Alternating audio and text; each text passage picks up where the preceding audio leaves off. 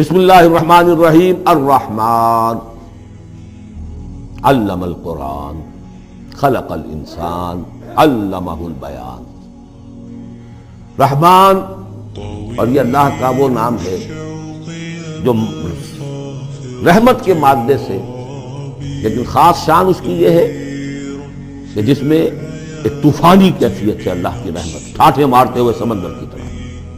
غضبان ہم پڑھ چکے ہیں 2 دفعہ، نہایت غضبناک حضرت موسیٰ کے لیے لفظ آیا غضبان آصفہ۔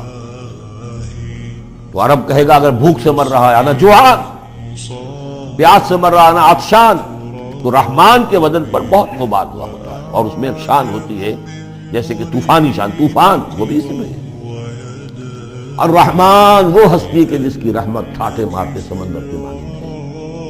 علم القرآن، اس نے قرآن سکھایا۔ یعنی یہ کہ قرآن مجید کی عظمت کا تصور کرو، یہ اللہ کی رحمانیت کا مظہر عطم ہے، اس کی رحمت کی سب سے بڑی شان، اس کا مظہر عطم جو ہے وہ قرآن۔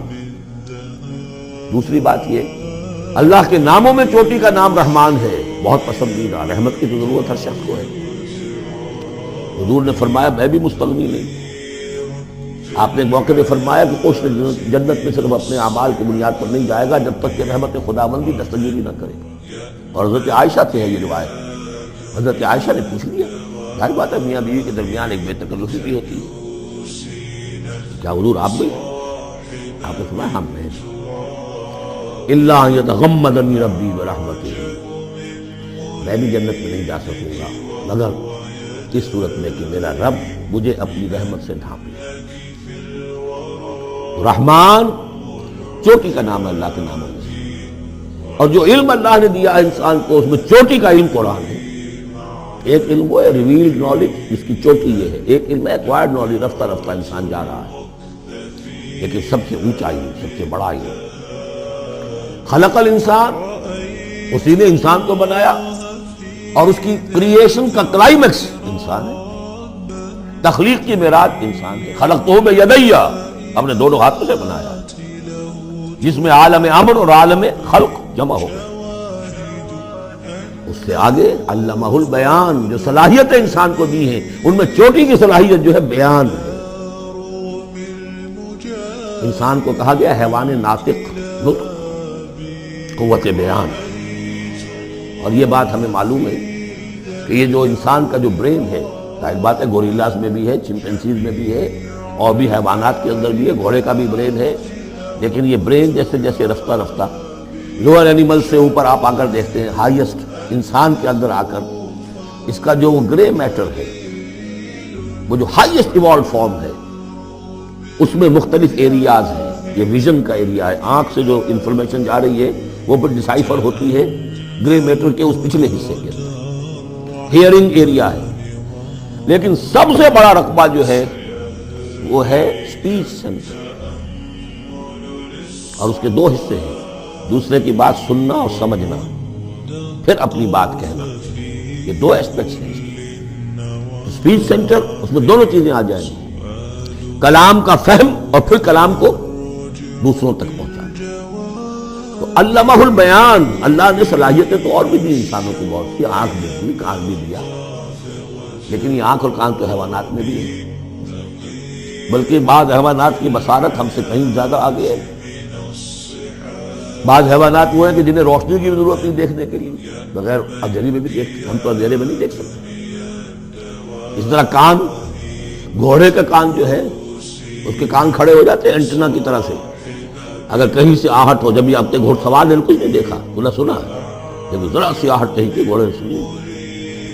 اس حوالے سے باقی چیزیں جو ہیں ان میں تو یہ کہ علیحدہ علیحدہ گنا جائے گا، جو صلاحیتیں باقی شاید انسان سے بہتر بھی دوسرے حیوانات میں ہیں۔ سونگنے کی صلاحیت کتے میں جتنی ہے، ہمارے پاس تو 1/100 بھی نہیں۔ حیوانات میں سونگنے کا ایریا جو ہے وہ بہت بڑا ہوتا ہے برین کے اندر، وہ سونگ کر چیزوں کو اندازہ کرتے ہیں کھانے کی ہے کہ نہیں ہے۔ لیکن انسان کے ہاں آ کر ہائیسٹ لیول آف برین میں یہ اسپیچ سینٹر ہے۔ اب یہ جو 4 آیتوں سے 3 جملے بنے، الرحمن آیت 1 ہو گئی لیکن جملہ تو نہیں بنا۔ الرحمن مبتدا ہے، علم القرآن خبر ہے، جملہ اب بنا، تو جملے 3 ہوئے، الرحمن علم القرآن خلق الانسان علمہ البیان۔ اس کو جو ریشو پروپورشن کا قاعدہ ہوتا تھا نسبت و تناسب کا حساب میں ارتھمیٹک میں 3 ویلیوز دی گئی ہیں، چوتھی تلاش کرو۔ چوتھی ویلیو اس میں کیا ہے جو مضمر ہے، چھپی ہوئی ہے؟ انسان کو جو بہترین صلاحیت اللہ نے دی ہے قوت بیان، اس کا مصرف بھی ہونا چاہیے بہترین۔ اس کا بہترین مصرف یہ ہے کہ قرآن سمجھو اور سمجھاؤ، قرآن پڑھو اور پڑھاؤ۔ جیسے کہاوت ہے کہ توپ اس لیے نہیں بنتی کہ اس سے مکھیاں ماری جائیں، اسی طرح اتنی بڑی صلاحیت جو تمہیں اللہ نے دی ہے، اسی صلاحیت کو وکلاء استعمال کرتے ہو، جو اچھا آرگو کر سکے اس کی فیس بڑھتی چلی جاتی ہے۔ ڈیماگوگ کوئی لیڈر ہے، بڑی اچھی تقریر کر سکتا ہے، وہ مرنے مارنے پر جو ہے مجمع کو آمادہ کر دے گا، لوگوں کو آمادہ کر دے گا، وہ اپنی گردنیں کٹوا دے گا، لیڈر بن جائے گا۔ یہ صلاحیت جو اس لیے نہیں ہے کہ تم دنیا میں دنیا اپنی بناؤ اس کے ذریعے سے۔ اس کا مصرف کیا ہے؟ قرآن سمجھو اور سمجھاؤ۔ یہ ہے بیان، اللہ کا بیان۔ اس بیان کو سمجھنا، پہلے تو اسپیچ سینٹر کا وہ حصہ جو ہے اس کو سمجھے، اور پھر اسپیچ سینٹر کا جو دوسرا جو حصہ ہے وہ اس کو بیان کرے۔ چنانچہ اس کو کھول کر بیان کر دیا محمد رسول اللہ صلی اللہ علیہ وسلم نے۔ حدیث ہے آپ کی جس کے راوی ہیں عثمان ابن عفان۔ دیکھیے نام کے اندر بھی وہ قافیہ مل رہا ہے، الرحمن علم القرآن خلق الانسان علمہ البیان عن عثمان ابن عفان۔ اب عفان کے بیٹے عثمان نے روایت کیا، حضور نے فرمایا خیرکم من تعلم القرآن وعلمہ، اور خیر یہاں پر سپرلیٹو کے سلسلے میں آ رہا ہے، تم میں بہترین لوگ وہ ہیں جو قرآن سیکھیں اور سکھائیں۔ اب سورہ قمر کے فوراً بعد یہ وَلَقَدْ يَسَّرْنَا الْقُرْآنَ لِلذِّكْرِ فَهَلْ مِن مُدَّكِرٍ الرحمن علم القرآن خلق الانسان علمہ البیان الشمس والقمر بحسبان۔ یہ سورج اور چاند سب ایک حساب کے ساتھ ہیں، ان کی گردش حساب کے ساتھ ہے، اسی حساب سے دن بن رہے ہیں، راتیں بن رہی ہیں، ہفتے اور سال اور مہینے بن رہے ہیں۔ والنجم والشجر یسجدان، نجم جو ہے تو ستارے، سورج اور چاند کے مناسبت سے تو اس کے لیے ستارے کی مفہوم ہے، لیکن نجم جو عربی زبان میں جھاڑیوں کو بھی کہتے ہیں جو زمین میں ہوتی ہے، کیونکہ یہ ستارے بھی زمین میں اتنے نظر آتے ہیں جیسے کہ جھاڑیاں ہوں۔ والنجم والشجر یسجدان، شجر کے حوالے سے ترجمہ کرتے ہیں تو وہ جھاڑیاں، یہ بھی سجدہ کرتے ہیں، اللہ کے سامنے سر مسجود ہوتے ہیں، ان کے